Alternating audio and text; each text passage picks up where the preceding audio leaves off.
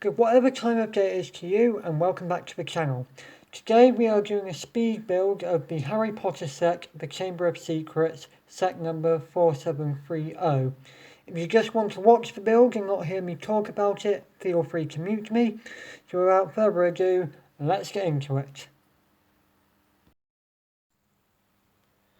So starting with the instructions, as you can see here, they are rather thin. On the back there is all the sets and how you can combine them, and inside is the usual step-by-step guide with fairly good coloration to see the bits.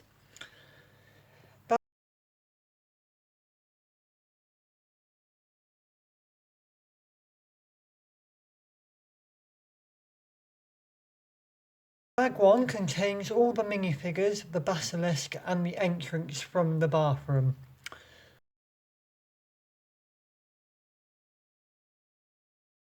The 5 minifigures in this set is Harry in grey Gryffindor robes and a black cloak with stars.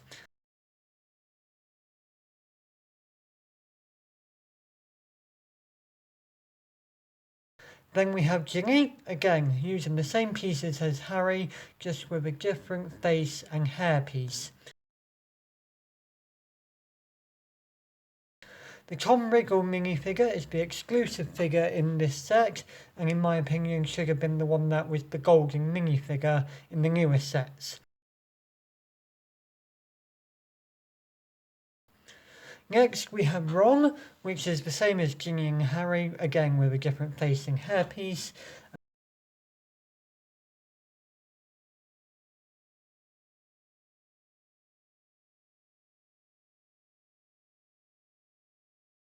And finally Lockhart with a nice printed waistcoat and a grey cloak.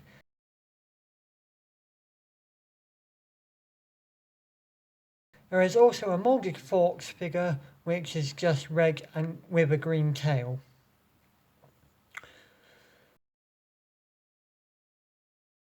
So now we start the build with the Basilisk. This has 6 movable segments in it that allows a large amount of posability.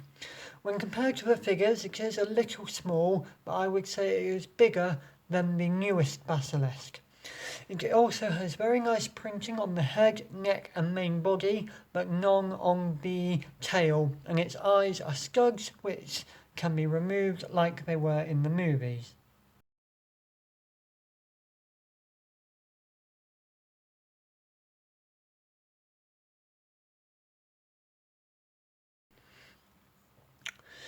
Next we have the bathroom entrance build. This is a nice little build and offers a play feature of flicking the floor out from underneath a minifigure to drop it into the chamber. Unfortunately, the bathroom itself doesn't really offer much with just a small tap, and it doesn't join on to the Troll in a Bathroom set from the year before.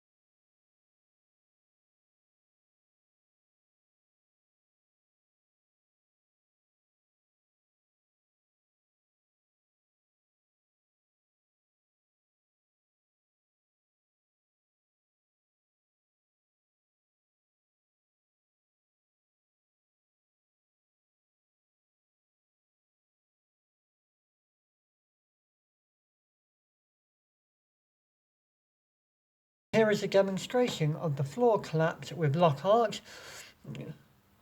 and with that we are on to bag 2.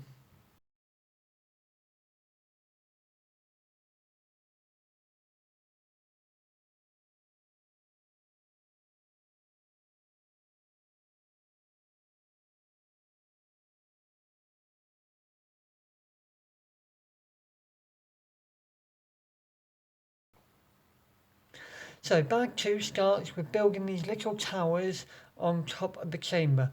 This is probably my least favourite part of the set, as they don't really add much to the set, and when combined with the original castle set, these towers are removed completely. Still, these are fairly nice little builds.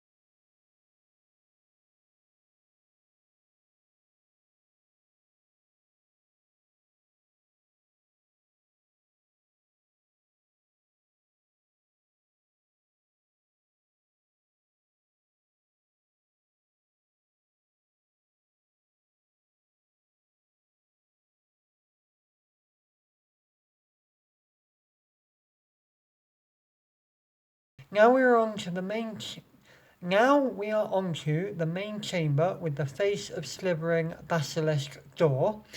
For its time, this does a good job at creating the idea of the face and does allow the basilisk to enter the chamber. The doors, however, only swing open a little way before being stopped, which makes it a little difficult to maneuver the basilisk. Also, these doors only swing outwards rather than downwards like they did in the movie.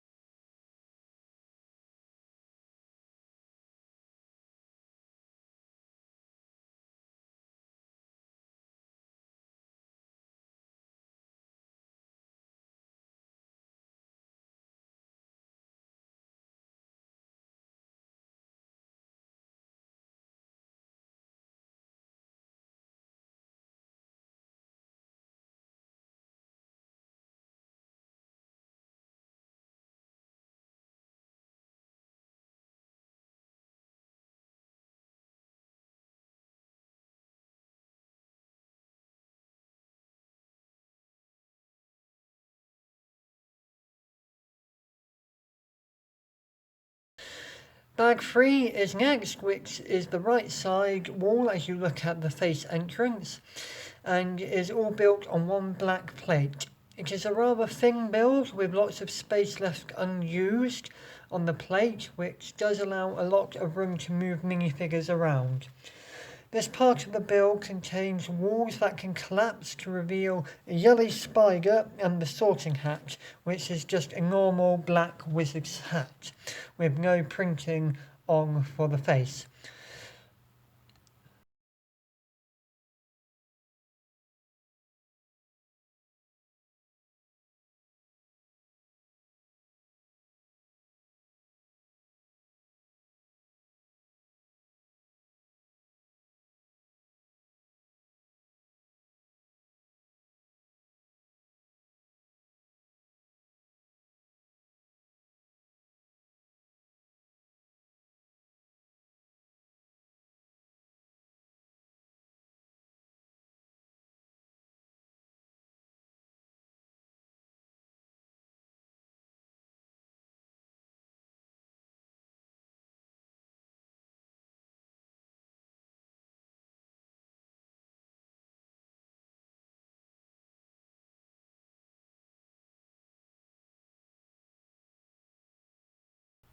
However, what does have printing on are these two wall sections that have snake faces on to represent the statues seen in the movie. These are not stickers, in fact, there are no stickers used in the set. Everything is printed onto the pieces. This part of the set also does a good job of creating the idea of a vaulted ceiling whilst leaving space to access the set through the use of half-arch pieces.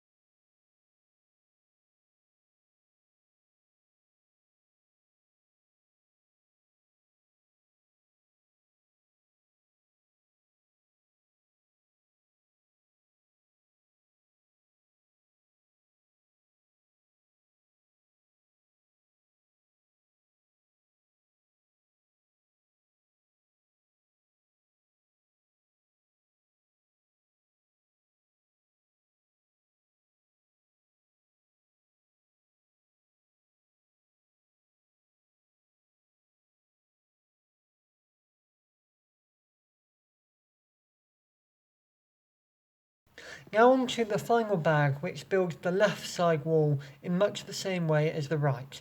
The only real difference is that instead of the wall collapsing, they spin out of the way to reveal the sword of Gryffindor and a snake. The sword here is just a normal, for the time, silver sword.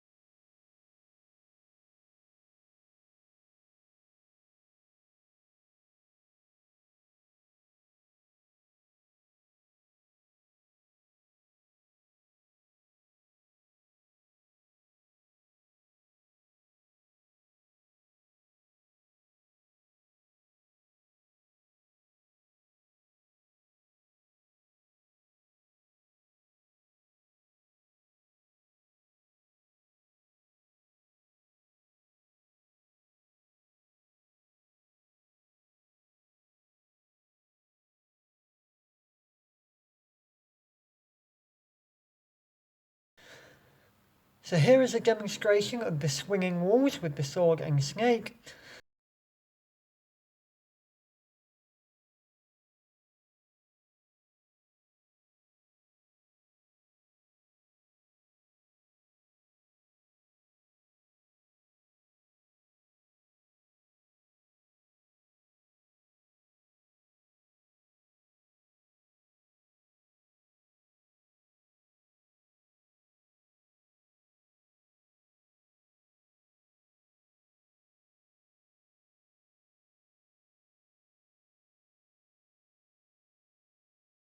The set can then be arranged like so to give the impression of one long chamber, and the towers from before can be added on top, which as stated before are removed when the main castle goes on top of it.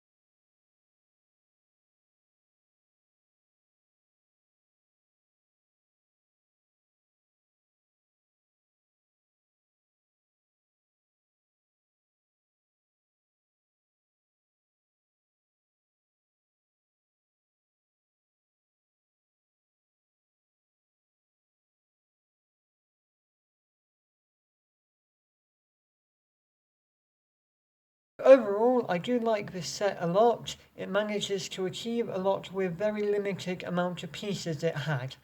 For its time, this would have been a very large set and offers a vast array of display possibilities.